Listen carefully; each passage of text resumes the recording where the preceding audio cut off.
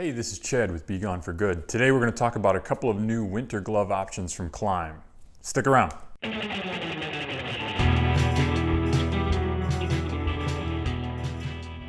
The first winter glove option that I'm going to go through today from Klim was the Tundra.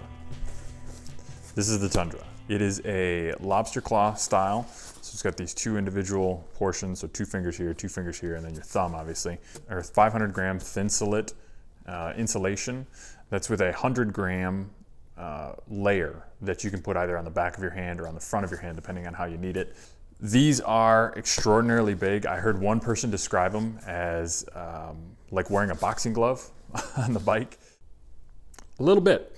Obviously, there's a little bit more capability here than the boxing glove, but as far as padding, I don't think I'd mind going into the ring with this one. It's there's a lot there.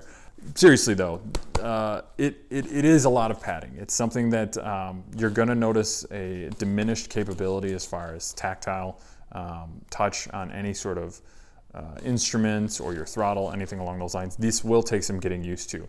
It is a different feel. I would argue that if you're thinking about the Tundras, give it a chance on the bike, see how you feel grabbing levers and such. You can still squeeze your clutch, your front brake. The thumb has enough articulation that you can use your turn signals, hazards, horn, all that sort of stuff. That's not too difficult with these. But if you're going to be fumbling with like the D-ring on your helmet, these will make it next to impossible. Zipper grabs and pulls, unless you've got a really hardy pull on your zipper, these are going to make it really tough to grab any of that. So hell, I would even just maybe wear it around the house for about half an hour. See if you can pick up stuff that you need to, or how diminished your capabilities are by having this glove on. And maybe even put your old gloves that you used on the opposite hand so you can kind of see what you can and can't do with this glove that you were able to do with your previous glove. Yes, but not completely. They do have a gauntlet on them, which has this extended feature here. So you can, it's a one-handed closure and one-handed opening, which is really, really nice. And then it's got this secondary closure here that allows you to cinch the glove pretty tight to your hand, because there's really nothing else holding this on. It's not fit that holds this on your hand, because it's a pretty beefy and loose glove ultimately.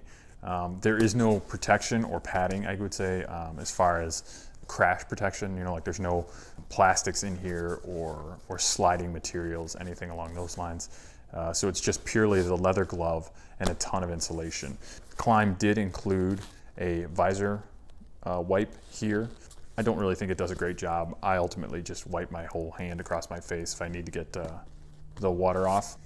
But that is the Klim Tundra.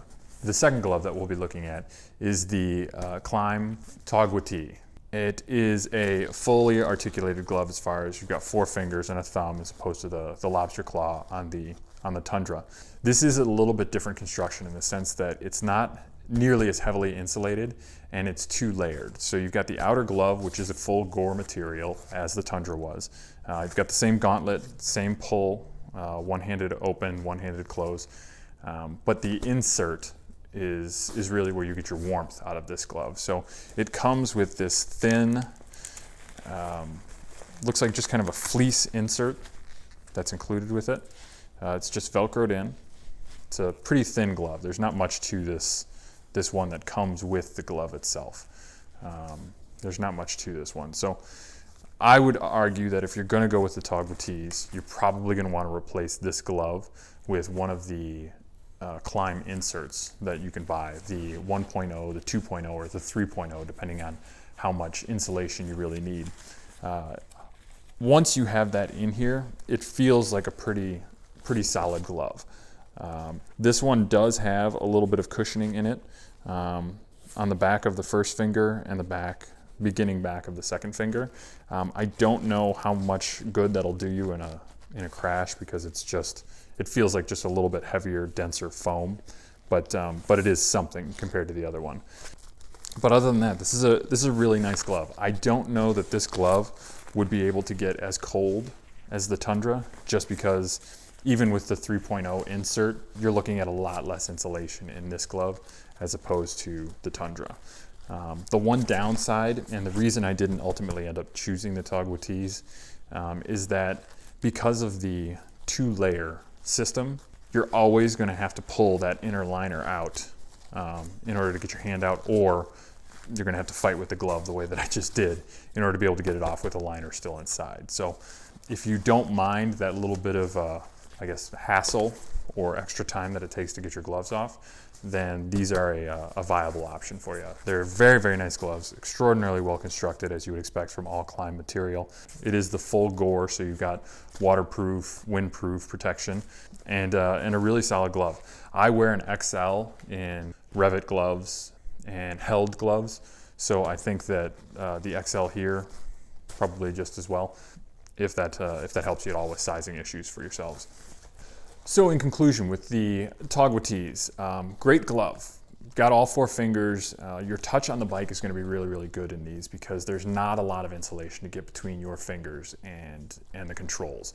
That may be a positive in the sense of touch and capability. It's a little bit of a negative if you're trying not to freeze to death out there, which was my big issue. If you're going to get the Togwotees, if this is what you've settled on, you have to have a decent set of Klim inserts. Now these are only, I want to say, 20, 25 bucks, so it's not that big of an addition on top of the $140 that you're paying for the Togwotees already, but I don't know how these become great gloves without the inserts in there. I have a 2.0 here. If I was going to go really, really cold, I might be putting a 3.0 just to make sure I've got that extra coverage. And maybe that it allows you a little bit extra flexibility in your glove. If you have a 1.0 and a 3.0, you can go from super cold to moderately cold all the way down to your regular riding gloves and still be in the Togwotees. So great glove, not the ones I ended up deciding that I was going to keep though. Instead, I chose to keep the Tundras. I do like the amount of padding in there. I do like the reversible layer or the flippable layer, so I can have 100 grams on my hand or 100 extra grams on the back of my hand. Really provides you that capability of insulating everywhere you need. I don't have a lot of loss of the controls. My bike is a DCT, so I don't have to worry about operating the clutch or how fine my touch is on there. So these gloves work just great for me. The other thing that I really like about the Tundras is that if I needed to add extra warmth to these and use my heated gear, my heated inserts, they would slide in and out of these gloves very, very easily. It wouldn't be a struggle to get them in or a struggle to get them out, which will be really nice if I do have to have that extra warmth down at 40 and 30 degrees. So I thank Klim for making a hardcore winter glove for those of us who just can't seem to find a way to get the bike inside and leave it inside. I rode yesterday at 40 and 35 degrees, and these gloves did a great job. It was probably about a half hour each way and didn't feel any cold on my fingertips or my thumb, which tends to be my big issue. So thank you for Klim for making a glove that allows us to stay out there and on the bike. All right, so that's my review of a couple of the Klim options that you have out there for winter gloves on your bike. Those who are thinking about riding in the winter, if you're going to be out on the roads, pay attention to where that freezing temp is. At 35, 37 degrees, you could still be in some danger areas if places haven't completely thawed out from that day. So make sure that you're aware of what you're riding in. Make sure that you're aware of where those danger spots are on bridges, on shaded roads, things along those lines, so that you're not putting yourself in extra amounts of danger. It's far better to be available for spring and summer because you didn't go off your bike than get those 2 extra days of riding somewhere in the winter. Let's be safe about what we're doing out there and not crazy all the time, because we're nuts enough as is. This is Chad with BeGoneForGood. Thanks for listening. If you like what you heard here, please subscribe. Click the bell if you want to get notifications for every time we upload a video here. And again, we appreciate your support.